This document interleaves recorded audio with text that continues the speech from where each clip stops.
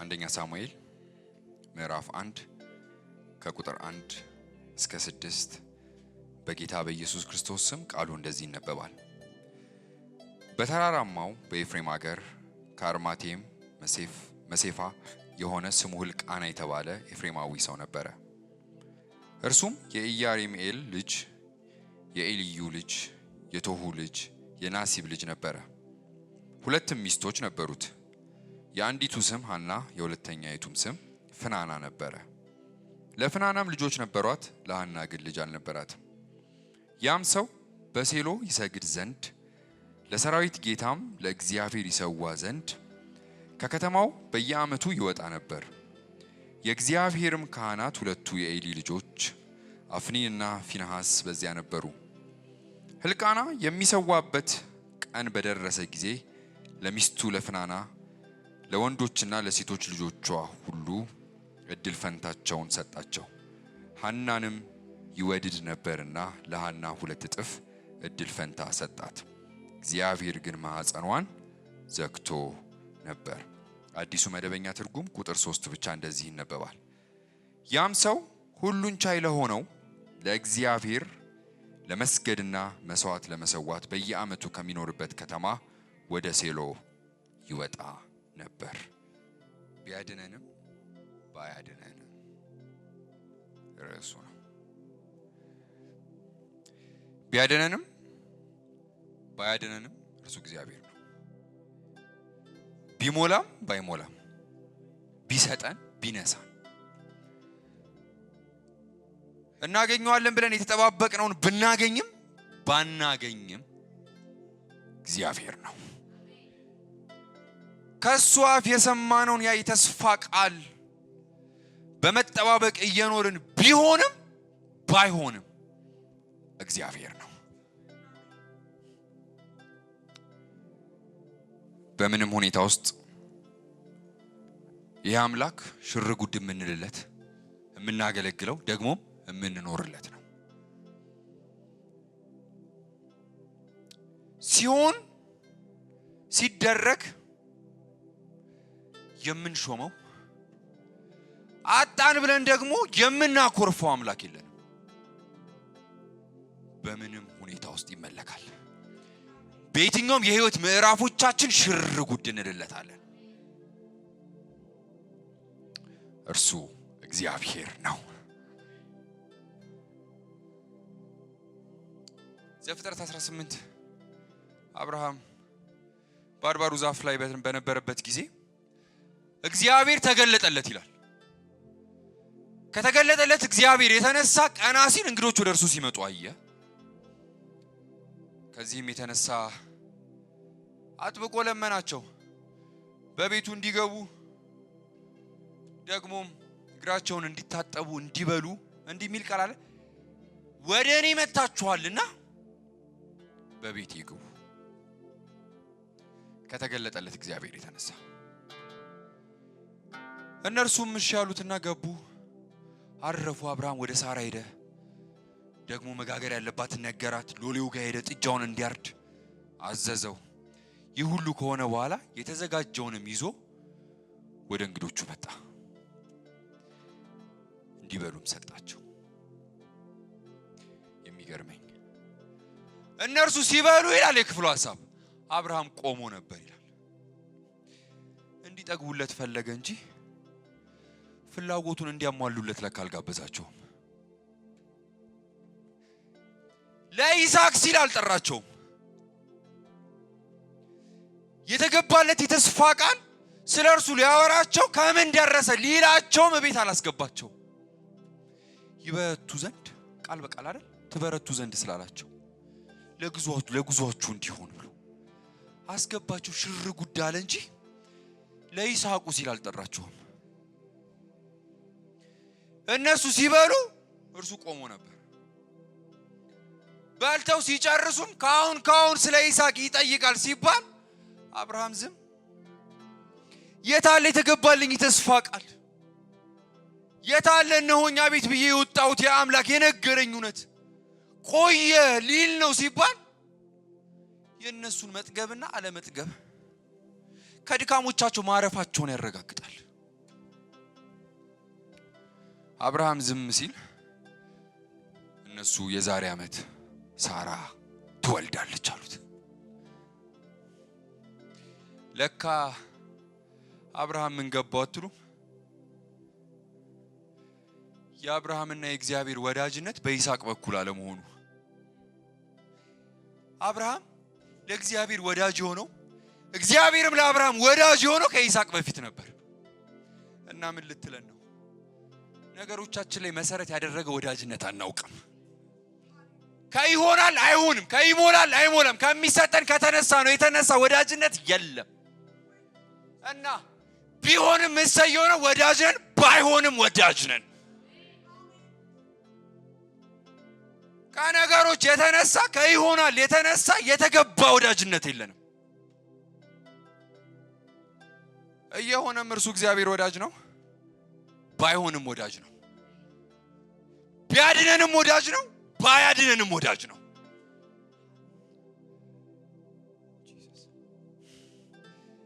የታለ ይስሐቅ ያላለ ይልቁንስ ያለውን ያቀረበ ለማን ሲል? ለተገለጠለት እግዚአብሔር ሲል። አብርሃም ይስሐቅ ሳይመጣም ይሰዋ ነበር። ይስሐቅ መጥቶ ይስሐቅን ስጠኝ ሲባል ያለ ስስት አቀረበለት። ለምን? ለወዳጅ ምንም አይከለከልማ። የአብርሃምና የእግዚአብሔር ወዳጅነት በይስሐቅ በኩል አይደለም፣ በተነገረብን የትንቢት ቃል በኩል የተገነባ ወዳጅነት የለንም። ልድገመው። እግዚአብሔር በነገረን እውነት ይሆናል ባለን በዚች ምድር ላይ ባስረዳን ሊሰጠን ካሰበው ከእርሱ የተነሳ የተገነባ ወዳጅነት የለንም፣ በልጁ በኩል እንጂ በራሱ በኩል እንጂ። የተገለጠለት እግዚአብሔር ወዳጁ እንደሆነ ገባው እና ወዳጅ አይከለከልም ብሎ ይስሐቁን ሰጠ። ከነገር የተነሳ የቀጠለ ወዳጅነት የለንም፣ ወዳጅ ስለሆነ ያደርግልናል እንጂ። ሲዘገይም ወዳጅነት አይቋረጥም። ቢሞላም ባይሞላም ቢያድነንም ባያድነንም እርሱ እግዚአብሔር ነው። ከነገር የተነሳ የገባን አምላክ የለም፣ በልጁ በኩል የተገለጠልን እንጂ።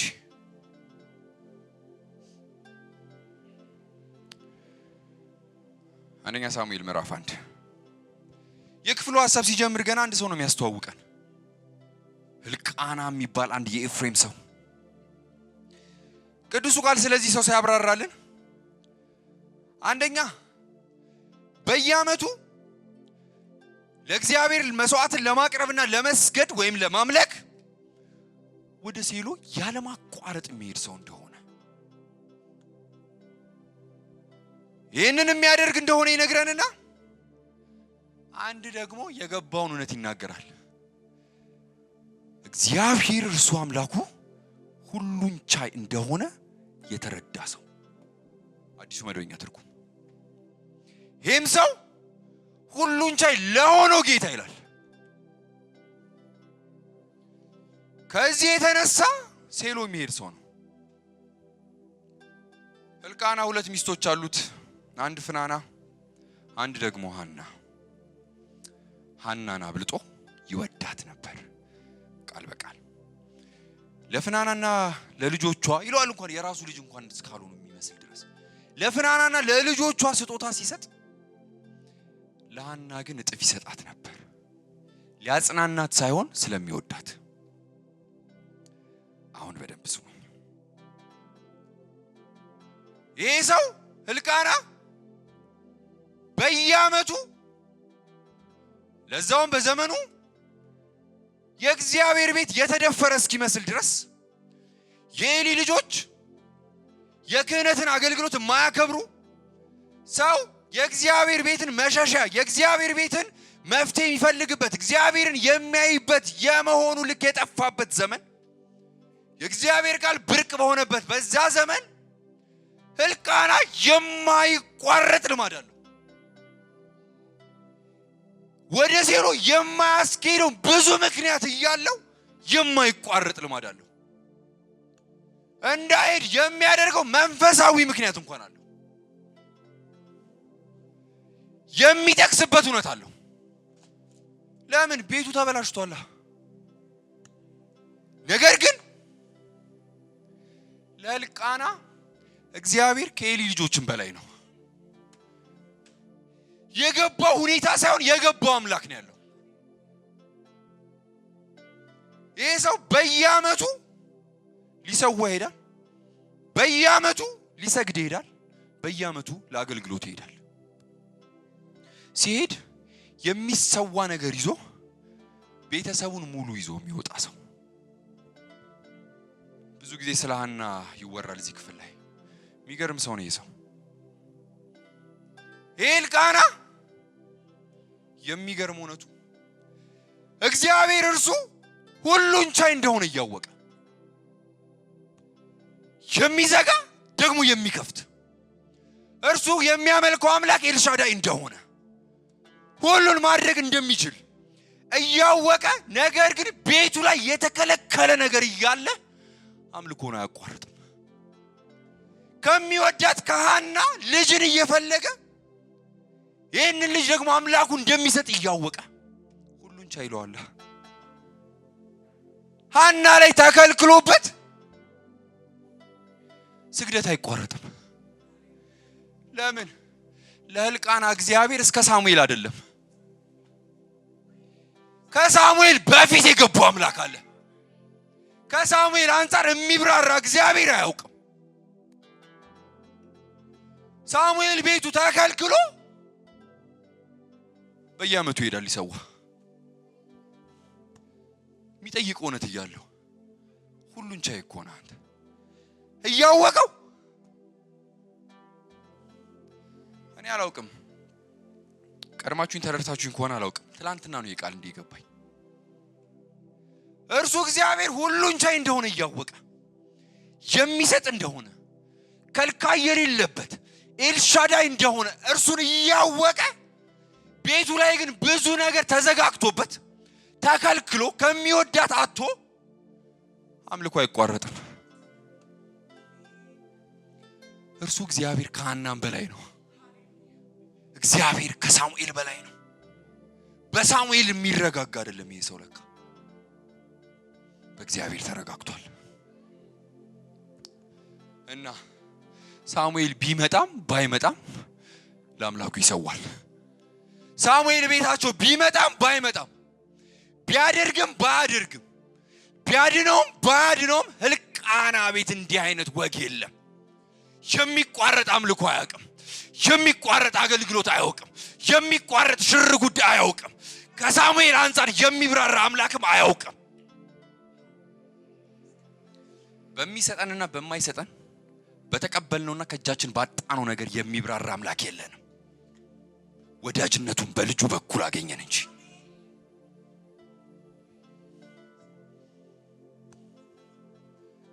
ሁሉን ቻይ፣ ሰጪ፣ አድራጊ፣ የተዘጋውን ከፋች ይህን እያወቀ የነ ሕልቃና ቤት የሚረጋጋው በሳሙኤል አለመሆኑን ተረድቶ በየዓመቱ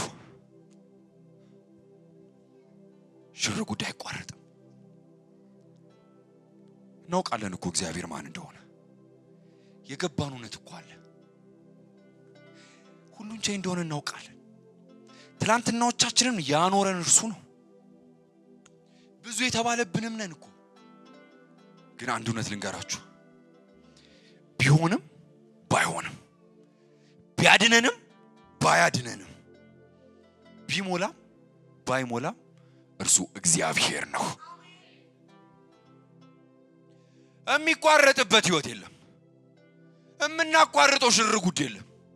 አልሰጠኸኝም ብለን ምናኮርፍ አንሆንም።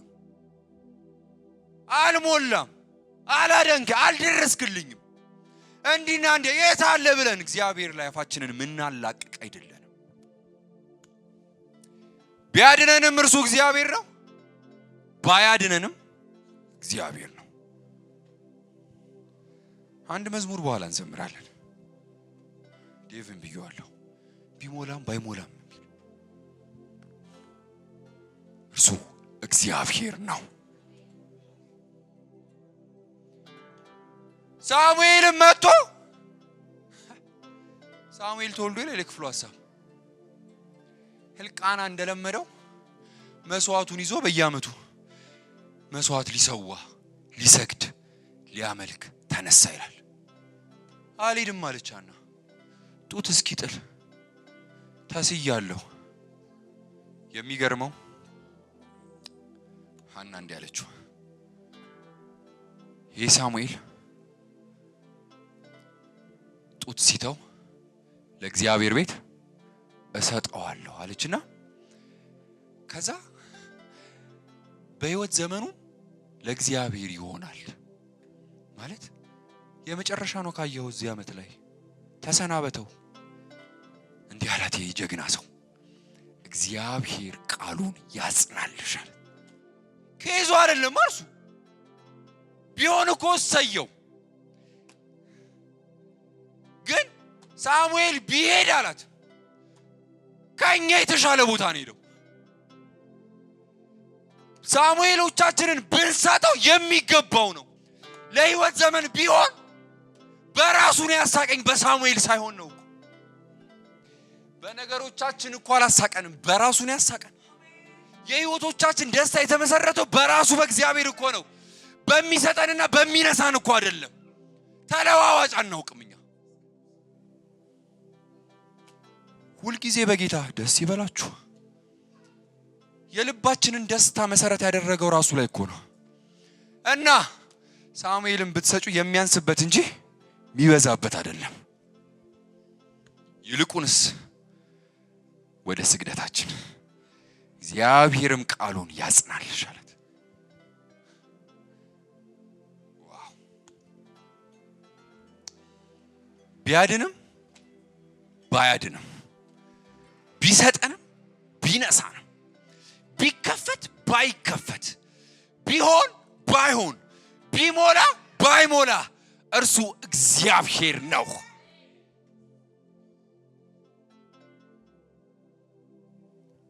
ይሄን የሚሰብካችሁ የጀገነ ሰው ሆኖ አይደለም፣ እንዲገባኝ ምጓጓ እንጂ በብዙ የህይወት ምዕራፍ እያለፍን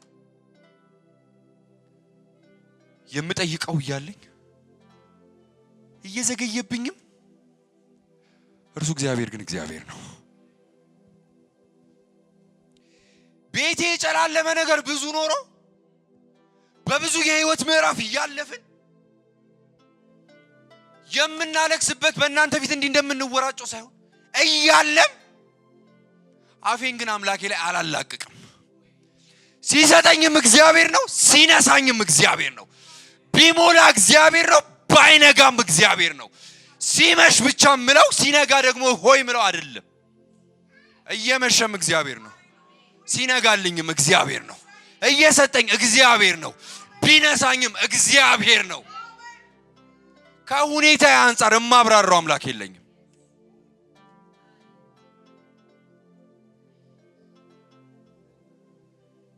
በምንም ሁኔታ ውስጥ እግዚአብሔር ነው።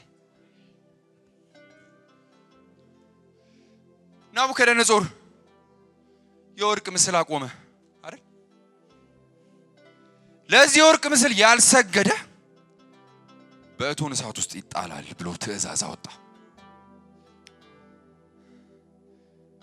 እነ ሲድራቅ አብደናጎምና ሚሳቅ ግን ለአቆመው ምስል ሳይሰግዱ ቀሩ። ከዚህም የተነሳ ንጉሱ ተቆጣ ይላል ዳንኤል 3 አስጠራቸው። ለምንድነው ላቆምኩት ምስል ያልሰገዳችሁት? የሚገርመኝ ቃል አሁንም እድል አላችሁ አይነት ነገር መስገድ ትችላላችሁ አላቸው። እድል ልስጣችሁ፣ እዚህ እቶን እሳት ውስጥ እንዳትጣሉ እድል ልስጣችሁ።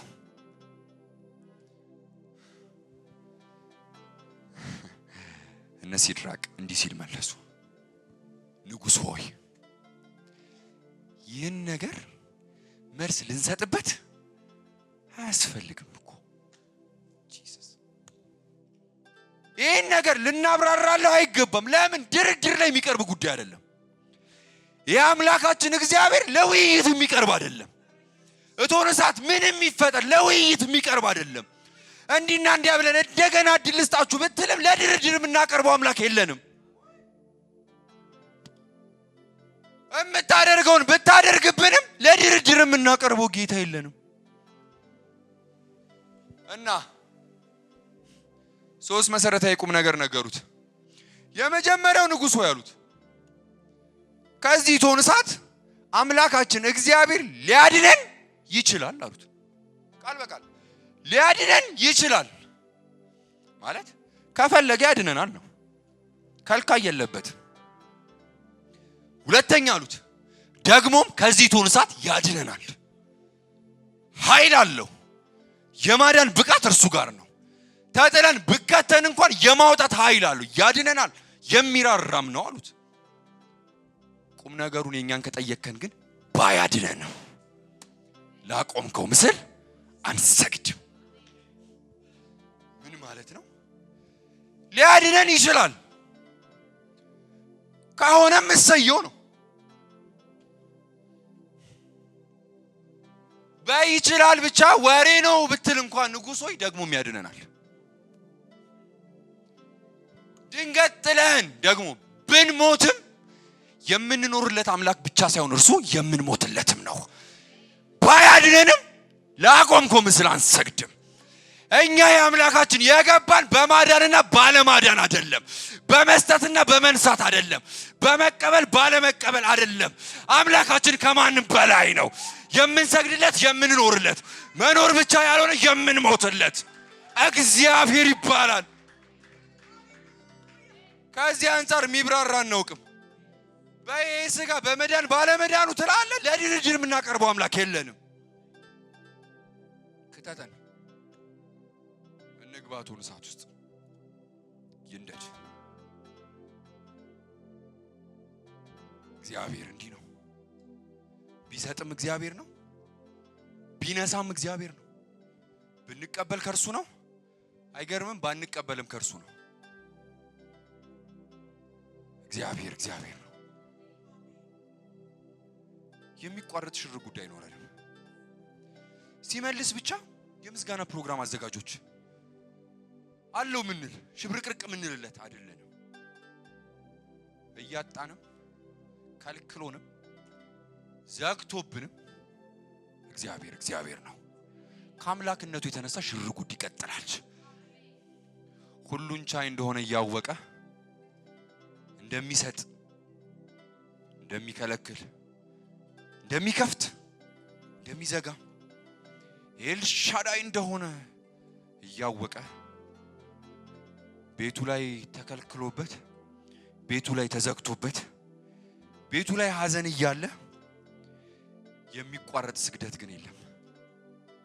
ጌታ ኢየሱስ እንዲህ አላቸው። የመጨረሻ ሐሳብ ዮሐንስ 6 እናንተስ ልትሄዱ ትወዳላችሁን አላቸው። ዞር ብሎ ሐዋርያት ጌታ ሆይ ያለው ጴጥሮስ ከአንተ ወደ ማን እንሄዳለን? አንተ እኮ የዘላለም ሕይወት ቃል አለ ማለት አንተን አውቀን ሌላ የሚበልጥብን አጣን። ከአንተ ውጪ ሌላ ማወቅ አቃተን። በህይወት ዘመኖቻችን እንዳንተ አይነት አጣን።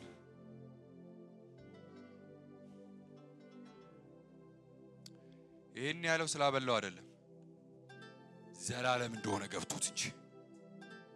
ሌላ ቦታ በዘመናችን ስንኖር ዘላለም የሚባል ዕውቀት አናውቅም ነበር።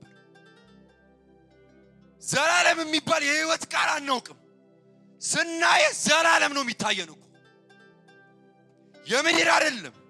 የምትሰጠውና የምትከለክለው የምንቀበለውና የምናጣው አይደለም። ዘላለም የሚባል እውነት ነው የገባን። ስናየ ዘላለም ነው የገባን። አንተን ስናየ የዘላለም ህይወት ቃል አለ። ከዘላለም ወዴት እንሂድ አሉት። ልትሄዱ ትፈልጋላችሁ? ከአንተ አንተ እኮ የመስጠትና የመከልከል ጉዳይ አይደለም፣ የዘላለም ጉዳይ እንጂ። አንተ እኮ የአሳና የመረብ ጉዳይ አይደለም፣ የህይወት ቃል እንጂ። አንተ ቢኖርልህ አይደለም ቢሞትልህ ታዋጣለህ። አንተ እንዲና እንዳ ቢባልልህ ምንም ቢኮንልህ ስለገባው ነው ይስሐቅን እንካለው። ወዳጅነቴ በይስሐቅ በኩል አይደለም። እቺን አጥብቃችሁ ያዙልኝ። ከእግዚአብሔር ጋር ያለን ወዳጅነት ከነገር ጋር የተያያዘ አይደለም። ከሁኔታ ጋር የተገናኘ አይደለም። እየሰጠም ወዳጅ ነው፣ እየነሳም ወዳጅ ነው። የሚቋረጥ ወዳጅነት አናውቅም። ለምን? ወዳጅነቱ መሰረት ያደረገው በተለዋዋጭ ላይ ሳይሆን በልጁ በኩል ነው። ልጁ አይለዋወጥማ። ልጁ ዘላለማዊ ነው።